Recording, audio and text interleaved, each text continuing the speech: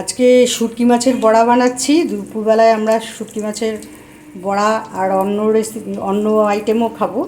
এবার শুটকি মাছের বড়ার রেসিপিটা তোমাদের কাছে শেয়ার করছি। তোমরা অনেকেই আমার থেকে অনেক বেশি ভালো জানো এই শুটকি মাছের বড়া তৈরি করতে, তবুও আমি তোমাদের কাছে শেয়ার করছি। প্রথমে শুটকি মাছটা তোমার একটু গরম জলে ধুয়ে তারপর সেটাকে কাটা ছাড়িয়ে ফেলে দিয়েছি, কাটাগুলো ফেলে দিয়েছি।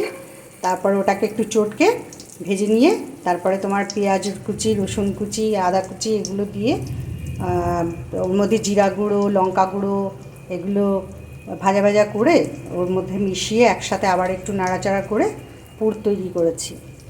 আর তোমাদের দেখাচ্ছি এই ব্যাটারটা তৈরি করেছি। ব্যাটারটা চালের গুঁড়ো, নুন, হলুদ আর বেকিং সোডা দিতে পারো একটু এর মধ্যে, বা খাবার সোডাও দিতে পারো, তৈরি করেছি এই ব্যাটারে। আর এই কুমড়ো পাতা, আমার ছাদে কুমড়ো পাতা আছে বলে, কুমড়ো গাছ হয়েছে প্রচুর, কুমড়ো ফুল, কুমড়ো ফোটে, কুমড়ো পাতাও আছে প্রচুর, এই জন্য আমি কুমড়ো পাতা দিয়ে তৈরি করেছি। তোমরা এটা ইচ্ছে করলে চাল কুমড়ো পাতা, লাউ পাতা এগুলো দিয়ে তৈরি করতে পারো।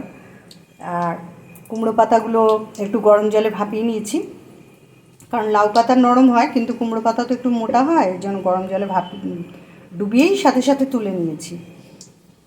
আর এই যে দুটো তৈরি করে রেখেছি, আর এই যে কিছু ভাজছি তোমাদেরকে দেখাচ্ছি। এই যে ভাজার পরে এইরকম তৈরি হবে।